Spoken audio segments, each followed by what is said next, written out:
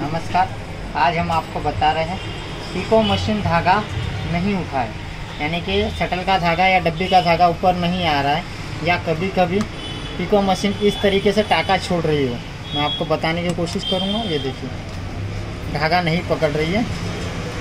क्यों pico machine सिलाई नहीं पकड़ पाती है, उस बारे में आज हम बताने की कोशिश करेंगे। देखिए, यहाँ पे चला, फिर यहाँ पे छोड़ दिया, फिर यहाँ पे चला, अब नहीं पकड़ रहा था। इसका कारण क्या है, तो मैं आज हम इसको आपको बनाना सिखाएंगे। पिको मशीन रिपेयर कैसे होती है, उस बारे में आज हम आपको बताने की कोशिश करेंगे। सबसे पहले ये प्रेशर फुट को हम लूज करके, सिर्फ ये स्क्रू लूज करना है। उसके बाद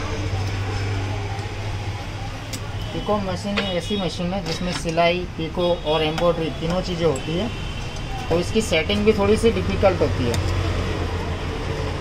लेकिन डिफ़िकल्ट चीज़ को हम आज आसान बनाने की कोशिश करेंगे कि आपके समझ में भी आ जाए। और अगर आपकी सिलाई मशीन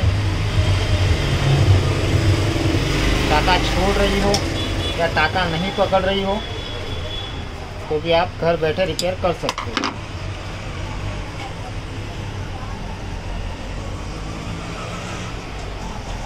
ये प्लेट हमने खोल दी। दाती खोलने की कोई ज़रूरत नहीं है आपको, ये ध्यान रहे। बहुत लोग दाती भी खोल देते हैं, कोई मतलब नहीं है, क्योंकि इसमें इतनी गैपिंग दी गई है कि आप आसानी से शटल सेटिंग कर सकते हो। इसके लिए हमें, अगर टाका छोड़ रही हो मशीन या टाका तोड़ रही हो, तो इसका कारण ये है कि ये शटल जो है सेटिंग में नहीं है। अब इसे सेटिंग करने का तरीका जो है थोड़ा सा अलग होता है, वो मैं आज आपको बताने की कोशिश करूँगा। सिलाई मशीन में नीडल जो है एक ही तरह से एक ही जगह वर्क होती है, इस वजह से सिलाई मशीन का शटल सेटिंग करना बहुत आसान होता है। लेकिन पिको मशीन में डिफ़िकल्टी ये होती है कि नीडल इस पार चलती है और उस साइड, यानी कि लेफ़्ट राइट दोनों साइड चलती है। अब लेफ़्ट राइट चलने के कारण जो शटल सेटिंग है, उसके लिए हमें करना है ये जो घड़ी है जो पिको के लिए सेट की जाती है, उसे 3 पे रखना है हमें। पिको मशीन सेटिंग करने का कारण यही है। देखिए, मैंने इसे लूज़ किया या 0 पे हो गई। 0 पे जब हम करते हैं तो सिलाई होती है। उसके लिए हम जब भी शटल सेटिंग करें तो इसे 3 पे रखें। और अगर आप एम्ब्रॉयडरी मशीन चला रहे हो तो इसे सीधा 5 पे रखें। जब आप शटल सेटिंग करोगे तो इसे 5 पे रखें। और अगर पिको मशीन सेटिंग कर रहे हो, पिको और सिलाई करते हो सिर्फ, तो इसे 3 पे सेटिंग करें। और इस बारे में उसके बाद हम शटल के बारे में आपको बताएंगे। ठीक है, यहाँ पे आप देख पा रहे होंगे 3 स्क्रू दिए होते हैं शटल के। 1, 2, किसी में 2 होते हैं, किसी में 3 होते हैं। मोस्ट ऑफ पे ज़्यादातर 3 ही होते हैं। तो हम इसे लूज़ कर देना है। ये एक ही पे टाइट है, इसके लिए इसे लूज़ कर दिया। अब शटल सेटिंग की प्रक्रिया हम चालू करते हैं। देखिए, जब भी आप शटल सेटिंग कर रहे हो तो एक जो लेफ़्ट हैंड है, ये शटल को पकड़ के रखना है। ठीक है, इसे पकड़ के रखें। मैं आपको ये प्लेट भी खोल देता हूँ कि आपको सही से दिखे। ओके, और ये जो नीडल देखिए, लेफ़्ट जाएगी, राइट जाएगी। तो हमें क्या करना है, बाहर की साइड नीडल को रखना है। नीडल रखने के बाद मैं आपको इस तरीके से बता देता हूँ। नीडल, पूरी नीडल नीचे जाने दें व्हील से। नीचे आने के बाद फिर ऊपर आने के पोजीशन में जब आती है नीडल, तब हमें सुई के हल्के से ऊपर रख कर, होल के हल्के से ऊपर रख के छोटे से पेचिया से पहले टाइट कर देना है। शटल सेटिंग करना बहुत आसान होता है इसका, पर ध्यान ये रहे कि जब आप टाइट कर रहे हो तो शटल में गैपिंग ना हो और नीडल टचिंग ना हो, ये भी हमें ध्यान रखना है।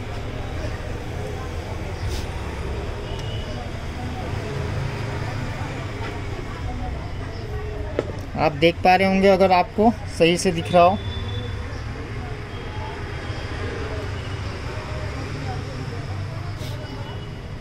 ओके, आप देख पा रहे होंगे, ये मैंने हल्का सा होल से ऊपर रखा।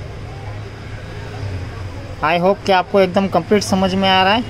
अब हमें दूसरे स्क्रू को भी टाइट कर देना है।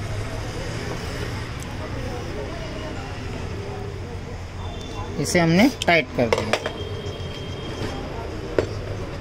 3 पे सेटिंग करने का रीज़न ये है कि अब ये सिलाई में भी चलेगा, पिको में भी चलेगा और एम्ब्रॉयडरी में भी चलेगा। ठीक है, अब हम आपको ऊपर से भी दिखा देते हैं एक बार।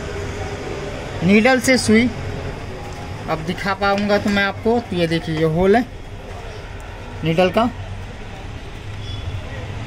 का होल है और ये शटल का पॉइंट है। होल के हल्के से ऊपर रख के हमें सेटिंग कर देना है। अब हम वापस प्लेट और ये सब लगा देते हैं, उसके बाद मैं आपको सिलाई मार के दिखा दूँगा। अगर आपको हमारा वीडियो पसंद आए, आपका काम हो, तो हमारे चैनल को सब्सक्राइब ज़रूर करना, और अगर वीडियो पसंद आया है तो लाइक करें, और किसी और को भी यही प्रॉब्लम हो सकती है तो किसी और को शेयर भी ज़रूर करना। और आप बताइए कि आपकी मशीन में और कौन सी प्रॉब्लम होती है, उस टॉपिक पे आप हमें सजेस्ट कर सकते हो कि इस टॉपिक पे वीडियो बनाएं, उसी टॉपिक पे हम आपको वीडियो भी बना के दे सकते हैं। तो कमेंट सेक्शन में ज़रूर लिखें। अब हम इसे भी लगा देते हैं।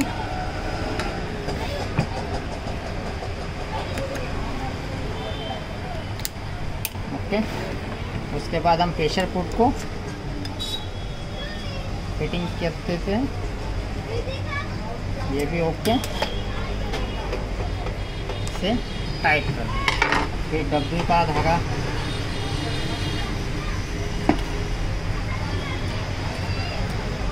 डब्बी को भी लगा दिया।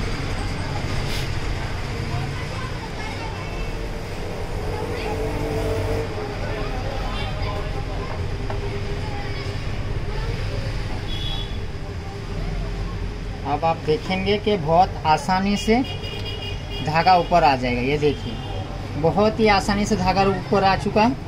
अब हम एक बार पिको करके देख लेते हैं पिको की सिलाई हो रही है या नहीं। ये आप ध्यान रहे, अगर आपकी पिको की सिलाई सही से आ रही है तो समझ लीजिए कि एकदम परफेक्ट सेटिंग हुआ है, क्योंकि पिको अगर सेटिंग हो गया तो सिलाई ऑटोमेटिकली सिलाई एकदम सीधी ही आएगी, कोई दिक्कत नहीं आएगी।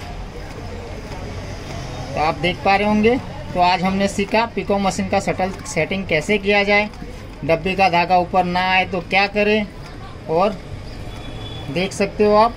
अगर आपको हमारा वीडियो पसंद आया हो प्लीज़ लाइक कर दें, हमारे चैनल को सब्सक्राइब कर लीजिए। आप देख पा रहे होंगे। अब मैं आपको सिलाई भी करके दिखा देता हूँ।